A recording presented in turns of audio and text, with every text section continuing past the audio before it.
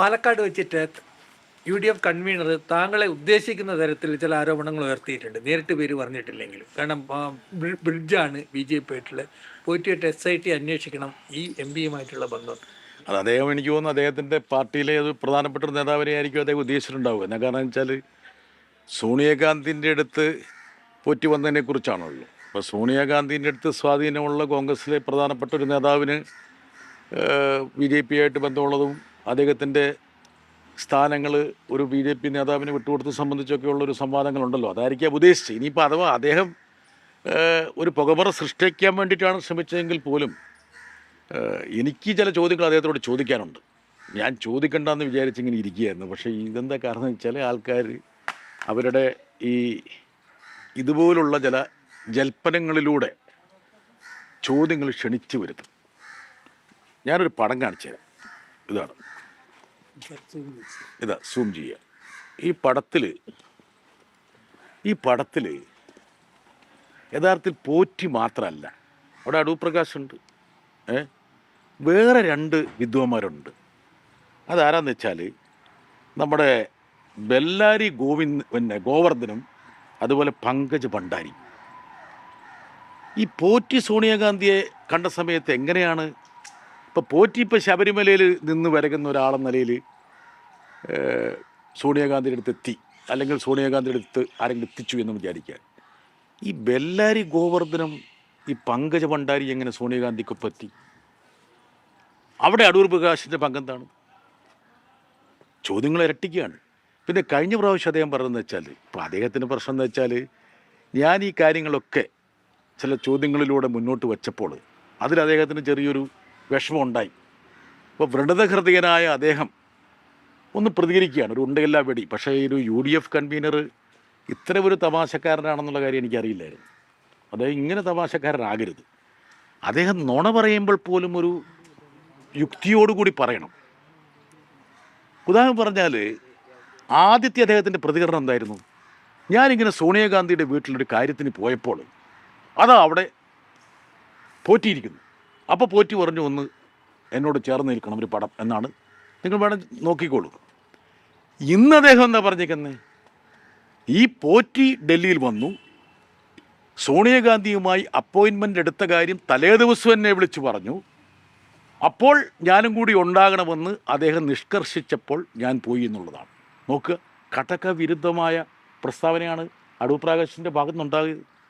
ആരെങ്കിലും ആ വിദ്വാനൊന്ന് ഉപദേശിക്കണ്ടേ? എടോ, താൻ നേരത്തെ പറഞ്ഞത് ഇങ്ങനെയല്ല, ഇപ്പം പറഞ്ഞത് അതിൽ നിന്ന് വ്യത്യസ്തമാണ് എന്ന് പറയണ്ടേ? ആരെങ്കിലും ചോദിക്കണ്ടേ, ഈ ഗോവർദ്ധൻ എങ്ങനെ വന്നു, ഈ പങ്കജ ഭണ്ഡാരി എങ്ങനെ വന്നു എന്നൊക്കെ ചോദിക്കണ്ടേ? അപ്പോൾ യഥാർത്ഥത്തിൽ ഈ ബെല്ലാരി ഗോവർദ്ധനും പങ്കജ ഭണ്ഡാരിയും സോണിയാഗാന്ധിയെ കണ്ടത് ആര് മുഖാന്തരമാണെന്നുള്ള ഒരു ചോദ്യം കൂടി അടൂർ പ്രകാശിൻ്റെ ഈ പ്രതികരണത്തിലൂടെ പുറത്തേക്ക് വന്നിരിക്കുകയാണ്. ഇപ്പം യഥാർത്ഥത്തിൽ ഈ അടൂർ പ്രകാശ് ചെയ്യുന്ന വലിയ അനീതി എന്നറിയും. ഈ സോണിയാഗാന്ധിയെ വീണ്ടും വീണ്ടും ഈ വിവാദത്തിലേക്ക് വലിച്ചിഴക്കുകയാണ് ചെയ്യുന്നത്. ഇപ്പം ഈ പറയുന്ന പോറ്റിയും ഗോവർദ്ധനും ഭണ്ഡാരിയും എങ്ങനെ സോണിയാഗാന്ധിയുടെ വീട്ടിൽ കയറി പറ്റി എന്നുള്ളൊരു ചോദ്യത്തിന് ഉത്തരവ് ഇതുവരെ അദ്ദേഹം പറഞ്ഞിട്ടില്ല. ഒരു കോൺഗ്രസ് നേതാവും പറഞ്ഞിട്ടില്ല. സോണിയാഗാന്ധിയും പ്രതികരിച്ചിട്ടില്ല. കോൺഗ്രസ് ഹൈക്കമാൻഡും പ്രതികരിച്ചിട്ടില്ല. ആർക്കെങ്കിലും പോയി കയറാൻ പറ്റുന്ന സ്ഥലമാണോ ടെൻജൻപത്ത്? അവർ UPA ചെയർപേഴ്സണായിരുന്നു, ഇപ്പോഴും Z+ സെക്യൂരിറ്റിയാണ്. 50-55 പേര് അവരോടൊപ്പം ഉണ്ട്. ഏതെങ്കിലും മുതിർന്ന കോൺഗ്രസ് നേതാവിന് പോലും സോണിയാഗാന്ധിയുടെ അപ്പോയിൻമെൻറ്റ് കിട്ടാറുണ്ട്. ആ സമയത്ത് ഈ ഗോവർദ്ധന്, ഭണ്ഡാരി, പോറ്റി, ഇവരോടൊപ്പം നമ്മുടെ അടൂർ പ്രകാശ്, ഇവരൊക്കെ എങ്ങനെ അവിടെ കയറി വരകി എന്നുള്ളൊരു ചോദ്യം പ്രസക്തമായിട്ട് വരുന്നില്ലേ? അതിനുള്ള അർത്ഥം, അതിനുള്ള മറുപടി നമുക്ക് കിട്ടിയോ? ഇനി വേറൊരു കാര്യം എന്ന് വെച്ചാൽ, അതിനിടയ്ക്ക് കോൺഗ്രസ് വേറൊരു തിയറിയായിട്ട് വന്നു. സോണിയാഗാന്ധി അസുഖബാധിതയാണ്. അസുഖബാധിതയായ സോണിയാഗാന്ധി മരുന്നിനോടൊപ്പം തന്നെ വിശ്വാസത്തെ മുറുകെ പിടിക്കുന്നുണ്ട്. ഒരു വിദ്വാൻ പറഞ്ഞത് താൻ പാതി ദൈവം പാതിയാണ്. അപ്പോൾ രണ്ടാമത്തെ പാതിക്ക് വേണ്ടിയിട്ട് ആണ് ഈ പൂജിച്ച ചരണമായിട്ട് നമ്മുടെ പോറ്റി വന്നതെന്നുള്ളതാണ്. സോണിയാഗാന്ധി അയ്യപ്പ ഭക്തയാണെന്ന് എവിടെയെങ്കിലും പറഞ്ഞിട്ടുണ്ടോ? അയ്യപ്പ ഭക്തയാണെങ്കിൽ എന്തുകൊണ്ട് സോണിയാഗാന്ധി യഥാർത്ഥത്തിൽ ശബരിമല സന്ദർശിക്കുന്നില്ല? അവർക്ക് സന്ദർശിക്കാമല്ലോ. അവർ ഇപ്പോൾ ശബരിമല സന്ദർശിക്കാൻ പറ്റുന്ന രീതിയിലുള്ള പ്രായ ഗ്രൂപ്പിൽ പെടുന്ന ആളാണല്ലോ. എന്തുകൊണ്ട് അവർ വന്നിട്ടില്ല? പിന്നെ അഥവാ ഇനി സന്ദർശിച്ചില്ലെങ്കിൽ അയ്യപ്പ ഭക്തിയാണെന്ന് വിചാരിച്ചാൽ തന്നെ ഈ പോറ്റിയെ ഈ അയ്യപ്പൻ്റെ പ്രതിപുരുഷനാക്കിയത് ആരാണ്? പോറ്റിയാണ് അയ്യപ്പൻ്റെ പ്രതിപുരുഷൻ എന്ന് ആര് പറഞ്ഞു കൊടുത്തു? സോണിയാഗാന്ധിക്ക് സ്വന്തമായിട്ട് എന്തായാലും അറിയാൻ സാധ്യതയില്ലല്ലോ. അപ്പം നിരവധി ചോദ്യങ്ങൾ യഥാർത്ഥത്തിൽ അടൂർ പ്രകാശ് ഈ മണ്ടത്തരം വിളമ്പുന്നുകൊണ്ട് അദ്ദേഹം ആകെ വിഭ്രാന്തിയിലാണ്. അത് ജൽപ്പനങ്ങളാണ് നടത്തിക്കൊണ്ടിരിക്കുന്നത്. പിന്നെ എനിക്ക് ഇപ്പോൾ അഥവാ നിങ്ങൾ ചോദിക്കുകയാണ് എനിക്ക് പോറ്റി അറിയുമെന്ന് ചോദിച്ചാൽ, എനിക്ക് പോറ്റിയെ അറിയില്ല, പക്ഷെ പോറ്റിയെ പേറിയ അടൂർ പ്രകാശിനെ അറിയാം നന്നായിട്ട്. അതിന് തർക്കമൊന്നുമില്ല. അടൂർ പ്രകാശ് നന്നായിട്ട് അറിയാം. ഇനി അഥവാ ഞാൻ പോറ്റി എവിടെയെങ്കിലും വെച്ച് കണ്ടിട്ടുണ്ടെങ്കിൽ തന്നെ, വല്ല വിമാനത്തിൽ വെച്ച് വല്ല കണ്ടിട്ടുണ്ടെങ്കിൽ അത് അടൂർ പ്രകാശ് പരിചയപ്പെടുത്താനാണ് സാധ്യമുള്ളൂ. എന്നുവെച്ചാൽ അല്ലാതെ എനിക്ക് പോറ്റിയായിട്ട് ബന്ധമില്ല. പിന്നെ മൂപ്പർ വേറൊരു കാര്യം പറഞ്ഞു വെച്ചാൽ പോറ്റി ചെയ്ത ഫോൺ കോളുകൾ ഉണ്ടെന്നുള്ളത്. അപ്പോൾ പോറ്റി ജയിലിൽ പോകുന്നതിന് മുമ്പ് മൂപ്പറയാണ് ഫോൺ ഏൽപ്പിച്ചിട്ട് പോയിരിക്കുന്നത്. സാധാരണക്കാരനായിട്ടുള്ള ഒരു അന്വേഷണ ഉദ്യോഗസ്ഥനല്ലാത്ത അടൂർ പ്രകാശിന് ഇങ്ങനെ ഒരാളുടെ കോളർ ഐ ഡി കിട്ടി? അല്ലെങ്കിൽ പോറ്റി അടൂർ പ്രകാശ് എൻ്റെ ഫോൺ സുരക്ഷിതമായിട്ട് നിങ്ങളുടെ അടുത്ത് വെച്ചോ, ഞാനൊന്ന് ജയിലിൽ പോയിട്ട് തിരിച്ചു വരട്ടെ എന്ന് പറഞ്ഞ് ഫോൺ ഏൽപ്പിച്ച് ആ ഫോൺ ഇങ്ങനെ അടൂർ പ്രകാശ് പരതി കണ്ടുപിടിച്ചതാകാനല്ലേ സാധ്യതയുള്ളൂ. അതുകൊണ്ട് എനിക്കൊറ്റ ഉപദേശമുള്ളൂ, അദ്ദേഹം ഇപ്പോൾ കേവലം അടൂർ പ്രകാശ് അല്ല, അദ്ദേഹം UDFൻ്റെ കൺവീനറാണ്. അദ്ദേഹത്തിൻ്റെ പാർട്ടിയെയും അദ്ദേഹത്തിൻ്റെ പാർട്ടി നേതൃത്വത്തെയും അദ്ദേഹത്തെ തന്നെയും ഈ അബദ്ധത്തിൻ്റെ പടുകുഴിയിലേക്ക് വലിച്ചഴക്കരുതെന്നുള്ള ഒരു വിനീതമായിട്ടുള്ള അഭ്യർത്ഥന മാത്രമാണുള്ളത്. ഞാൻ അദ്ദേഹത്തിനെതിരെ ചില ചോദ്യങ്ങൾ ചോദിച്ചു എന്നുള്ള കാര്യത്തിൽ എന്നാൽ ഒരു ഉണ്ടയില്ല വെടി ജോൺ ബ്രിട്ടാസിനെതിരെ നിൽക്കട്ടെ എന്ന് വിചാരിച്ചെങ്കിൽ അങ്ങനത്തെ ഒരു കൗതുകമാണ് അദ്ദേഹത്തിനുണ്ടെങ്കിൽ കുഴപ്പമില്ല. പക്ഷേ മറിച്ച് വസ്തുതാപരമായിട്ട് എന്തെങ്കിലും പറഞ്ഞിട്ടുണ്ടെങ്കിൽ ആ നിമിഷം സിവിലും ക്രിമിനലായിട്ട് അദ്ദേഹത്തിനെതിരെ നടപടി ഉറപ്പല്ലായിരുന്നു സംശയിക്കുന്നത്. ശരി, ഇതിൽ അങ്ങ് സംസാരിക്കുമ്പോൾ വളരെ പ്രധാനപ്പെട്ട ഒരു കാര്യം പറഞ്ഞു. ഈ 10 ജൻപത്തിൽ നടന്ന കൂടിക്കാഴ്ചയെ സംബന്ധിച്ചൊക്കെ ഈ SIT യഥാർത്ഥത്തിൽ സോണിയാഗാന്ധിയിൽ നിന്ന് മൊഴിയെടുക്കേണ്ടത്, അന്വേഷണം ഡൽഹിയിലേക്ക് വ്യാപിപ്പിക്കേണ്ടത്. ഇല്ല, SIT എന്ത് ചെയ്യണമെന്ന് ഞാൻ പറയുന്നില്ല. പക്ഷേ ഈ ഒരു ചോദ്യം അന്തരീക്ഷത്തിലുണ്ട്. എന്താ കാരണം എന്ന് വെച്ചാൽ ഇത് പോറ്റി മാത്രമല്ലെന്ന് ഞാൻ ഈ പടം കാണിച്ചല്ലോ. ഈ പറയുന്ന ബെല്ലാരി രാജ എന്നൊക്കെ പറഞ്ഞൊരു കഥാപാത്രമില്ലേ എന്ന് പറഞ്ഞാൽ ബെല്ലാരി ഗോവർദ്ധൻ, പിന്നെ പങ്കജ് ഭണ്ഡാരി, ഇതൊക്കെ ആർക്കറിയാം? ഇവരോടൊക്കെ ഇങ്ങനെ ചേർന്ന് നിൽക്കുകയാണ് അടൂർ പ്രകാശ്, സോണിയാഗാന്ധി. അടൂർ പ്രകാശിൻ്റെ മുഖത്തൊക്കെ ഉള്ളൊരു ദീപ്തി കാണണം. ഏത് പിന്നെ നൂല് കെട്ടിക്കുന്നു. അദ്ദേഹം ആദ്യം കഴിഞ്ഞ ആഴ്ച പറഞ്ഞതല്ല ഇപ്പോൾ പറഞ്ഞേക്കുന്നത്. അദ്ദേഹത്തിന് നേർക്കുയർന്നു വന്ന ഒരു ചോദ്യത്തോടും തൃപ്തികരമായൊരു പ്രതികരണം ഉണ്ടായില്ല എന്നുള്ള കാര്യമാണ് ഏറ്റവും ശ്രദ്ധേയമായത്. അതുകൊണ്ട് ദയവ് ചെയ്ത് അദ്ദേഹം അടൂർ പ്രകാശിനിലേക്ക് അന്വേഷണം എന്ന് പറയുമ്പോൾ സോണിയാഗാന്ധിക്കെതിരെ അന്വേഷണം വേണ്ടേ? കാരണം ഇത്രയും വലിയ ആൾക്കാരുമായിട്ടൊക്കെ നിൽക്കുന്ന കാണുമ്പോൾ സ്വാഭാവികമായിട്ട് അന്വേഷണം ആ രീതിയിലും വേണ്ടേ? അല്ല, ഇപ്പം യഥാർത്ഥത്തിൽ സോണിയാഗാന്ധിയിലേക്ക് ഈ അന്വേഷണത്തെ കൊണ്ടെത്തിക്കാൻ വേണ്ടിയിട്ടാണ് ഈ അടൂർ പ്രകാശ് ശ്രമിച്ചുകൊണ്ടിരിക്കുന്നത്. എനിക്ക് സംശയമുണ്ട് ഈ ബെല്ലാരി ഗോവർദ്ധനും ഈ അതുപോലെ തന്നെ പങ്കജ് ഭണ്ഡാരിയൊക്കെ വരും. കർണാടകയിലൊക്കെയാണല്ലോ ഈ ഗോവർദ്ധൻ ഉള്ളത്. അപ്പോൾ കർണാടക രാഷ്ട്രീയമൊക്കെ ആയിട്ട് ബന്ധപ്പെട്ട ആൾക്കാരാണ് ഇതിന് പിന്നിലുള്ളത് എന്ന് പരോക്ഷമായിട്ട് സൂചിപ്പിക്കാൻ വേണ്ടിയിട്ടാണോ പുള്ളി ഇങ്ങനെ ഇത് പറയുന്നതെന്ന് പോലും എനിക്കൊരു സംശയമുണ്ട്. പിന്നെ അടൂർ പ്രകാശിന് ഈ സാധാരണഗതിയിൽ കാണിക്കേണ്ട യുക്തിഭദ്രത ഇല്ലെങ്കിൽ പോലും ഇങ്ങനെയുള്ള കാര്യങ്ങളിൽ ചില കുബുദ്ധികളുണ്ടെന്നാണ് ഞാൻ മനസ്സിലാക്കുന്നത്. അതുകൊണ്ടാണല്ലോ അദ്ദേഹം UDF കൺവീനറായത്. എന്തായാലും അദ്ദേഹത്തിൻ്റെ സമന്വിതയായ നേതാവ് സോണിയാഗാന്ധിയെ വല്ലാത്ത ഒരു പ്രതിസന്ധിയിലേക്ക് വലിച്ചഴക്കുകയാണ്. അതുകൊണ്ട് അദ്ദേഹം ഇനിയെങ്കിലും സമചിത്തതയോടുകൂടി സാധാരണഗതിയിൽ ഒരു പദവിയിലിരിക്കുന്ന ആൾ സംസാരിക്കുന്നത് പോലെ അതിൻ്റെ ഗൗരവവും അതിൻ്റേതായ രീതിയും അവലംബിച്ചുകൊണ്ട് സംസാരിക്കണമെന്ന് ഒരു എളിയ പൊതുപ്രവർത്തനം നൽകി ഒരു ഉപദേശം വെറുതെ സൗജന്യമായിട്ട് അദ്ദേഹത്തിന് കൊടുക്കാനുണ്ട്. അത്രയേ ഉള്ളൂ. ഫോണിൽ ബന്ധപ്പെട്ടിട്ടേ ഇല്ലെന്ന് തന്നെ പറയാം. ഏത് പോറ്റി? ഈ പോറ്റിയുമായിട്ട് ആർക്ക് ബന്ധം? ഈ പോറ്റിയൊക്കെ ഞാൻ കേൾക്കണം തന്നെ ഈ ശബരിമല വിവാഹത്തിന് ശേഷമാണ്. നിങ്ങളും അങ്ങനെയൊക്കെ തന്നെയല്ലേ കേട്ടിട്ടുണ്ടാവുക? അതിന് മുമ്പ് കേട്ടിട്ടുണ്ടാ? ഇല്ല, ഉണ്ടോ ഇല്ലയോ? ഇല്ല, അതന്നെ എൻ്റെ സ്ഥിതി. ഞാനിപ്പോൾ പറഞ്ഞല്ലോ ഈ പോറ്റി ഇവർക്കൊക്കെ നല്ല പരിചയമാണെന്നുള്ള കാര്യം തന്നെ എന്നെ ഞെട്ടിക്കുകയാണ്.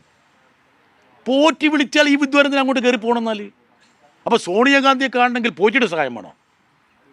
ഇപ്പം ഇദ്ദേഹം പറഞ്ഞു വരുന്നത് എന്താണ്? പിന്നെ സോണിയാഗാന്ധി ഒന്നും അടൂർ പ്രകാശിനൊന്നും വെറുതെ ഒന്നും അപ്പോയിൻമെൻറ്റ് കൊടുക്കില്ല എന്നുള്ള കാര്യം എനിക്കറിയാം. ഈ അടൂർ പ്രകാശ് ഡൽഹിയിൽ വരുന്നതിന് മുമ്പ് എത്രയോ കാലം മുമ്പ് ഞാൻ ഡൽഹിയിലുള്ള ആളാണ്. 35-38 വർഷമായിട്ട് ഞാൻ ഡൽഹി പ്രവർത്തിക്കുന്ന ഒരാളല്ലേ. എനിക്കറിയില്ലേ എങ്ങനെയാണ് ഈ സോണിയാഗാന്ധിയുടെ 10 ജന്മത്തിലെ രീതി എന്നുള്ളത്. കരുണാകരനെ പോലും കൂട്ടാക്കാതെ കരുണാകരൻ വ്രണതഹൃദയനായി തിരിച്ചു പോയയാളല്ലേ. മുഖ്യമന്ത്രി പറഞ്ഞില്ലേ ഹെമന്ത വിശ്വ. അത് മാത്രമല്ല, ഒരു ഡസൻ നേതാക്കളുടെ പേര് ഞാൻ പറഞ്ഞുതരാം. കോൺഗ്രസ്സിലെ ഏറ്റവും പ്രധാനപ്പെട്ട ആൾക്കാർ. അപ്പോഴാണ് പോറ്റി മാത്രമല്ല ഗോവർദ്ധനും ഭണ്ഡാരിയും അടൂർ പ്രകാശും ഇവരെല്ലാം കൂടി അവിടെ ഇങ്ങനെ അങ്ങൊന്ന് വിരകുകയാണ്. എന്തായിരിക്കും അതിന് കാരണം? കാരണം SIT കണ്ടുപിടിക്കണം. എന്താ കാരണം വെച്ചാൽ ഇപ്പം ഒറ്റ കാര്യം എനിക്ക് പറയാനുള്ളൂ. അതായത് അടൂർ പ്രകാശ് തൻ്റെ പ്രതികരണങ്ങളിലൂടെ, അത് മാത്രമല്ല വിരുദ്ധമായ പ്രതികരണങ്ങളിലൂടെ, കഴിഞ്ഞ ആഴ്ച പറഞ്ഞല്ല അദ്ദേഹം ഇപ്പോൾ പറയുന്നത്, ഈ പ്രതികരണങ്ങളിലൂടെ അദ്ദേഹത്തെയും അദ്ദേഹത്തിൻ്റെ നേതൃത്വത്തെയും വലിയ ഒരു അപകടത്തിലേക്ക് നയിച്ചുകൊണ്ടിരിക്കുകയാണ് എന്നുള്ള കാര്യം അദ്ദേഹത്തിൻ്റെ സഹപ്രവർത്തകർക്കെങ്കിലും ബോധ്യമുണ്ടാകണമെന്നാണ് എൻ്റെ ഒരു അപേക്ഷ. ഇപ്പോൾ പോറ്റിയതാരാ? പോറ്റിയത് ഇവരൊക്കെയാണെന്ന് ഇപ്പോൾ മനസ്സിലായില്ല. ഇപ്പം ഇനിയിപ്പോൾ അടുത്ത പാർലമെൻറ്റ് സമ്മേളനം വരുമ്പോൾ പോറ്റിയെ ടൺ ജൻപത്തി കയറ്റിയതാരെന്നുള്ളൊരു മുദ്രാവാക്യം കൂടി ഇവർ വിളിക്കേണ്ടി വരും. കഴിഞ്ഞ പ്രാവശ്യത്തെ പാരഡിക്ക് പകരം വേറൊരു പാരഡിയും കൂടെ കണ്ടെത്തണം. പോറ്റിയെ 10 ജൻപത്തിൽ കയറ്റിയതാര്? അടുത്ത ടാഗ് ലൈൻ അതായിരിക്കണ്ടേ? ആ ടാഗ് ലൈൻ ഉണ്ടാക്കാൻ വേണ്ടിയാണ് ഈ അടൂർ പ്രകാശിൻ്റെ മണ്ടത്തരമൊക്കെ വഴിവെക്കുന്നത്. ഈ പോറ്റി മുഖ്യമന്ത്രി ഞങ്ങൾ ഈ പാരഡിയൊന്നും പാടാൻ വേണ്ടി നിൽക്കില്ല കേട്ടാ. എന്നുവെച്ചാൽ കേരളത്തിൻ്റെ പേരെങ്ങനെ മോശമാക്കാൻ വേണ്ടിയിട്ട് ഞങ്ങൾ ഈ പാർലമെൻറ്റിൻ്റെ കവാടോ പാർലമെൻറ്റിൻ്റെ അങ്കണമോ ഒന്നും ഞങ്ങൾ അതിന് വേണ്ടി ഉപയോഗിക്കില്ല. ഈ പോറ്റി മുഖ്യമന്ത്രിയെ കണ്ടതാണ് കോൺഗ്രസ് പ്രതിരോധിക്കാനായി കോൺഗ്രസ് നേതാക്കളെല്ലാം പറയുന്ന ഒരു കാര്യം. മുഖ്യമന്ത്രി അതേക്കുറിച്ച് വിശദമായി പ്രതികരിച്ചില്ലേ? അതായത് താഴെ ഒരു ഫംഗ്ഷൻ നടന്നൊന്നും എന്താണെന്നുള്ളൂ. അതുകൊണ്ട് AI ചിത്രമൊക്കെ വന്നപ്പോൾ തന്നെ പോലീസ് നടപടിയെടുത്തില്ലേ? ഞാനതാ ആലോചിച്ചു, യഥാർത്ഥത്തിൽ ഈ അടൂർ പ്രകാശിനെ ആരെങ്കിലും ഉപദേശിക്കണം. ഒരു AI ചിത്രമൊക്കെ എന്നെ കൊണ്ടൊന്ന് ഉണ്ടാക്കിച്ചിട്ട് വേണ്ടിയിട്ട് പറഞ്ഞിരുന്നെങ്കിൽ കുറച്ചും കൂടി ഒരു ബലം കിട്ടിയത്. ഇനിയും വേണം അദ്ദേഹത്തിന് ശ്രമിക്കാവുന്നതാണ്. ഒരു കാര്യം കൂടി, മുന്നണി മര്യാദ പാലിക്കുന്നതിന്റെ ഭാഗമായിട്ടാണ് അങ്ങ് സോണിയാഗാന്ധിക്കെതിരെ നേരിട്ടൊരു ആക്ഷേപമോ ഒന്നും ഉന്നയിക്കാത്തത്. അല്ല, നമ്മളിപ്പോഴും നമ്മുടെ പൊതുജീവിതത്തിൽ ഓരോരുത്തർ അലങ്കരിക്കുന്ന പദവിയെ നമ്മൾ ബഹുമാനിക്കണം. ഇപ്പം ഞാനിപ്പോൾ ഏതെങ്കിലും ഒരു നേതാവിനെതിരെ വ്യക്തിപരമായിട്ടൊരു ആക്ഷേപം ഉന്നയിച്ചെങ്കിൽ കേട്ടിട്ടുണ്ട്. ചിലരിങ്ങനെ പ്രതികരിച്ച് എന്നെ കൊണ്ട് ചിലത് പ്രതികരണം വാങ്ങിയെടുക്കുക എന്നുള്ളതല്ലാതെ ഞാൻ ഒരാളെക്കുറിച്ചും പ്രതികരിക്കാറില്ല. സോണിയാഗാന്ധി എന്ന് പറയുന്നത് എൻ്റെ മുതിർന്ന സഹപ്രവർത്തകയാണ് രാജ്യസഭയിൽ. ഞാൻ ബഹുമാനിക്കുന്ന ഒരു രാഷ്ട്രീയ വ്യക്തിത്വമാണ്. ഞാൻ വിശ്വസിക്കുന്നില്ല, അതായത് സോണിയാഗാന്ധി തൻ്റെ ചികിത്സയുടെ ഭാഗമായിട്ടാണ് ഈ പോറ്റിയെ ക്ഷണിച്ചു വരുത്തി നൂല് കെട്ടിയെന്ന് ഞാൻ വിശ്വസിക്കുന്നില്ല. അത് അവർ തീരുമാനിക്കേണ്ടതാണ്. അതൊക്കെ ഇവരുണ്ടാക്കുന്ന കടങ്കഥകളാണ്. പക്ഷെ അവർ ഈ കെട്ടുകഥകൾ ഉണ്ടാക്കുമ്പോൾ ഉണ്ടാകുന്ന പ്രശ്നം എന്ന് വെച്ചാൽ ആ ബഹുമാന്യമായിട്ടുള്ള ആ വ്യക്തിത്വത്തെ അവർ വീണ്ടും വീണ്ടും അപകീർത്തിപ്പെടുത്തുകയാണ്. നമ്മുടെ പൊതുജീവിതത്തിൽ നിറഞ്ഞു നിൽക്കുന്ന ഒരു രാഷ്ട്രീയ നേതാവിനെ, ദേശീയ തലത്തിൽ നിൽക്കുന്ന ഒരു രാഷ്ട്രീയ നേതാവിനെ ഈ രൂപത്തിലേക്ക്, വിവാദങ്ങളിലേക്ക് അവരുടെ പാർട്ടിയിലെ നേതാക്കൾ തന്നെ വലിച്ചിഴക്കുന്നത് ദൗർഭാഗ്യകരമാണ്. അവരത് എൻ്റെ എതിർ പാർട്ടിയാണെങ്കിൽ പോലും നമ്മൾ പൊതുജീവിതത്തിൽ കാണിക്കേണ്ട ചില മര്യാദകളുണ്ട്, സഭ്യതകളുണ്ട്. അതുകൊണ്ട് അവരത് ചെയ്യാൻ പാടില്ലെന്നുള്ളതാണ് എൻ്റെ ഒരു ഉപദേശം. അന്ന് പാർലമെന്റിൽ ധർമ്മേന്ദ്ര പ്രധാൻ അന്ന് ആ പ്രസ്താവന നടത്തിയതിന് അത് താങ്കൾ അതിനെ പോസിറ്റീവായിട്ടാണ് പറഞ്ഞിരുന്നത്. പക്ഷെ അതിനുശേഷം കോൺഗ്രസ് നേതാക്കളെല്ലാം ആ ഒരു അത് കോൺഗ്രസ് നേതാക്കൾക്ക് വേറൊന്നും പറയാനില്ലെങ്കിൽ ഇങ്ങനെയൊക്കെ പറഞ്ഞുകൊണ്ടിരിക്കണം. ഇപ്പോൾ കണ്ടില്ലേ, ഞാൻ പറഞ്ഞില്ലേ, എല്ലാവർക്കും അറിയാം മൂപ്പർ ഉണ്ടെങ്കിലാ വെടി നടത്തിയതാണ് അടൂർ പ്രകാശ്. എന്താ കാരണം വെച്ചാൽ ഇങ്ങനെ വിഭ്രാന്തിയുടെ അങ്ങനെ പാരമ്യത്തിലേക്ക് പുള്ളി എത്തിയിരിക്കുകയാണ്. എന്ത് പറയണമെന്ന് തന്നെ ആൾക്കറിയില്ല. ഒരു ചോദ്യത്തോടും തൃപ്തികരമായി പ്രതികരിക്കാനും തയ്യാറല്ല. അങ്ങനെയുള്ള വിഭ്രാന്തി വരുമ്പോൾ പല രൂപത്തിൽ പല ആക്ഷേപങ്ങളും ഉന്നയിക്കും. അത് അദ്ദേഹത്തിന് മാത്രമല്ല, അദ്ദേഹത്തിൻ്റെ സഹപ്രവർത്തകർക്കും ബാധകമായ കാര്യമാണ്. പോറ്റി ഗോവർദ്ധനൊക്കെ ഇത്തരത്തിൽ കേരളത്തിന് പുറത്തോട്ടുകൂടെ വരുമ്പോൾ അതിലൊരു കേന്ദ്ര ഏജൻസിയുടെ അന്വേഷണം ആവശ്യപ്പെടുമോ? അല്ലേ, ഇതിപ്പോൾ ഹൈക്കോടതിയുടെ മേൽനോട്ടത്തിൽ നടക്കുന്ന ഒരു അന്വേഷണമാണല്ലോ. ഹൈക്കോടതിയിൽ വളരെ പ്രധാനപ്പെട്ട ജഡ്ജിമാരല്ലേ ഇത് നിരീക്ഷിച്ചുകൊണ്ടിരിക്കണേ. അപ്പോൾ സ്വാഭാവികമായിട്ടും അവരിതൊക്കെ കാണുന്നുണ്ടാവുമല്ലോ, കേൾക്കുന്നുണ്ടാവുമല്ലോ. ഈ അടൂർ പ്രകാശിനെ പോലുള്ള ആൾക്കാർ പരസ്പര വിരുദ്ധമായിട്ട് കിടക്കപ്പായി എഴുന്നേൽക്കുമ്പോൾ ഓരോന്ന് തിരുത്തി പറയുന്നതൊക്കെ അവർ കാണുന്നും കേൾക്കുകയും ചെയ്യുന്നുണ്ടല്ലോ. അപ്പോൾ ഹൈക്കോടതി എന്തായാലും അതൊക്കെ പരിശോധിച്ചിട്ട് യുക്തമായിട്ടൊരു തീരുമാനമെടുക്കട്ടെ. ഹൈക്കോടതി എടുക്കുന്ന ഏത് തീരുമാനത്തോടും ഒപ്പം നിലകൊള്ളുക എന്നുള്ളതായിരിക്കണം നമ്മുടെയൊക്കെ നിലപാട്.